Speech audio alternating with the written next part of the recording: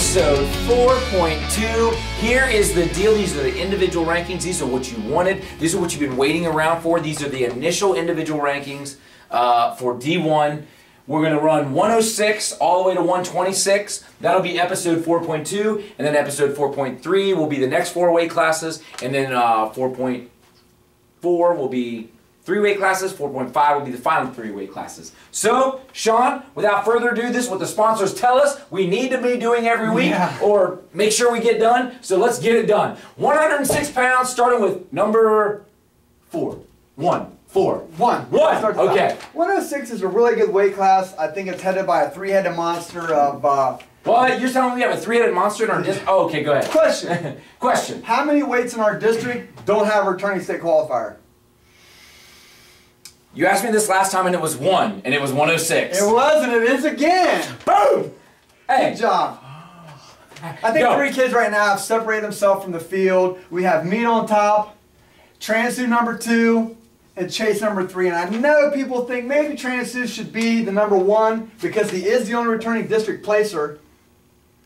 But I think Meads wins. He's got 2 wins over Chase and a win over Keaton from Circleville. So that's 3 wins over top 15 guys in the state. I think that warrants it. But I think the big question here is who's going to get 4th. I think this is just, I think the first 3 weight classes have 3 solid favorites. And then the 4th one is kind of a guess at this point. I mean, we could put Weaver in there from Tates Valley, a senior at 106 who looked good. We could put Gio DeSabato in there as maybe the number 4. Or we could put Zach Collins in there from Central Crossing, who also is a phenomenal sophomore. But we are going to go with Zach Collins here. He was a champion at the Kilted Classic, I was going to say, because I know you love to do that. I think these 3 boys are ahead of the field, and I can't see a scenario that doesn't have them 3 qualifying with the 4 spot, may have been the 4 or 5 kids. So this is where we're at right now with 106, and let's see how it unfolds. Most certainly. How about 113? What do you got for me? 113 I would describe as a 1-man race wrapped in a 2-man race. I think Jaden Maddox, number 1, and CJ Campbell of Hilliard Bradley, number 2, are light years ahead of the rest of the field here. I thought coming into the season that CJ Campbell was so much improved, he is so much better defensive wrestler than he was last year, and he was district champ, that maybe him being a senior and Maddox being a freshman, maybe the confidence or just maybe the 3 years of varsity wrestling could be the factor there. But Maddox, I just think, is absolutely in a world all by himself. If Ironman didn't impress you, what he did to the field at North Canton Hoover did, and I really think this just... I don't think he can lose in this weight class. I really don't. But for as big as the gap is between him and Campbell, I think it's the same gap between Campbell and whoever the 3rd or 4th people is. I mean, these 2 people are just so far ahead of the rest of the field that I think they're guaranteed spots. And then we have maybe 6 or 7 kids fighting out for the last 2 spots here as well. At number 3, though, I am going to put Lee from Watkins Memorial. He did have a couple wins at the Darby District last year at 106. Looked good doing it. He probably has the most credentials of anyone else we could throw in there. So we'll put him at number 3. And then number 4, a newcomer on the scene, is Harris from Tri-Valley. He really looked great to me.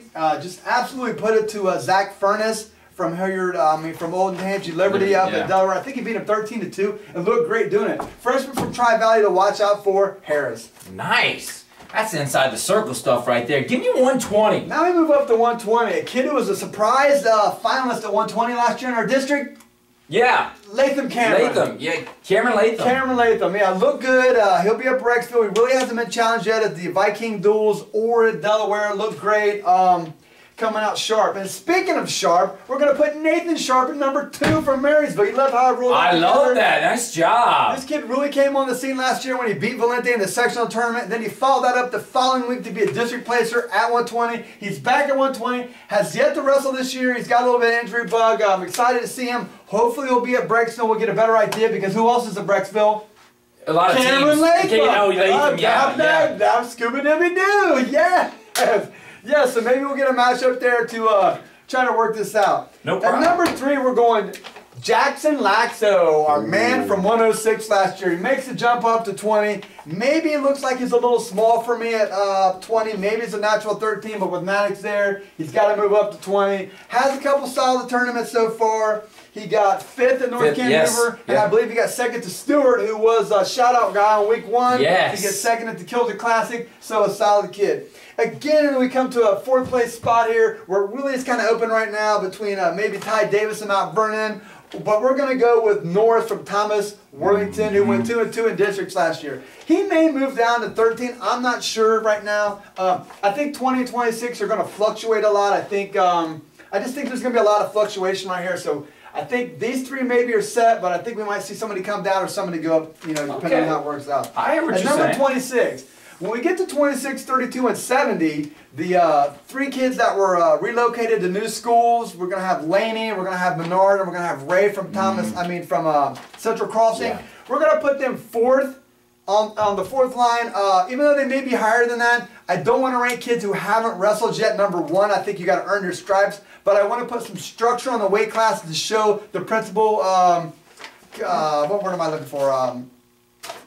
People's going to be that weight class. I had a word, I couldn't get it out. But I want to put some structure to those weight classes. I got you. So we're going to go number 4 here. Okay. Because I think we got a surprise one here. So we're going to start at 4. Go ahead. At 4, we're going to go with Laney, just because he's waiting on the bench to get his chance to come in. At number 3, we're going to go with our man Ben Tate, state qualifier, 106 last year, coming up 3 weight classes. Hasn't been the smoothest of roads. He's kind of getting roughed up. That move from 106 to 26 is tough. And now that I'm thinking about that, I did some research. And do you know what the percentage is of a state champion, freshman, sophomore, junior, coming back to be a state champion the following year? It's actually 11.3%. No, it's 59%. Ooh, so if you were a close. state champion, the percentage of you coming back the next year is 59%, which is kind of 6 out of 10. I really thought that was low. I honestly thought that would be a higher number. Do you know what the percentage of it is from 106 or the introductory weight, 98, 103, or 106 to come back and be a champ? Ooh, that was 11.2. 11%. That means out of 10 state champions that won in the introductory weight, only 1 comes back to be a state champ. That's mind-blowing to me.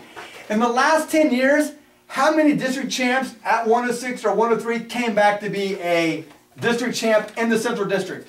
4. 1. Ooh, I was close. What's his name? Josh Horn. Jacob Spearman. Jacob Spearman. I was actually going to go Jacob Spearman. Anyways, and ironically enough... Just give me 2. No. Ironically enough, since we went to 106, there has not been a Division I state champion come back to be a state champion. How about that? And ironically enough, they're all from the same school. What's the school? Massillon Perry. Massillon Perry. You do know something. Just give me number 2, Sean. Just give me these people Go over ahead. here. At number 2, we're going to go Jake Marsh, the guy I had last week, but we just didn't do the rankings. I'm telling you, this guy is dangerous. Watch out for Jake Marsh. Okay. Who's number 1? That is what everyone wants to know. We had to sit through a 45-second diatribe, or who knows what. Give me number 1. Central Crossing. I know this kid hasn't been at 26, and I know he's saying at 32. I just, gut feeling tells me this kid ends up at 26. I have put him at 26 because that's where I think he's going to end up. So, okay. If that's what you feel, I feel he will be your 20. He's a favorite at 26. Even though he's not there yet, I think this is where he should be at. Okay, well, these are your guys. We'll have these scrolling along across the bottom. It'll all be good. You'll be able to read them all. 106, 113, 120, and 126. These are your top 16 guys. I like it. And now you are inside the circle.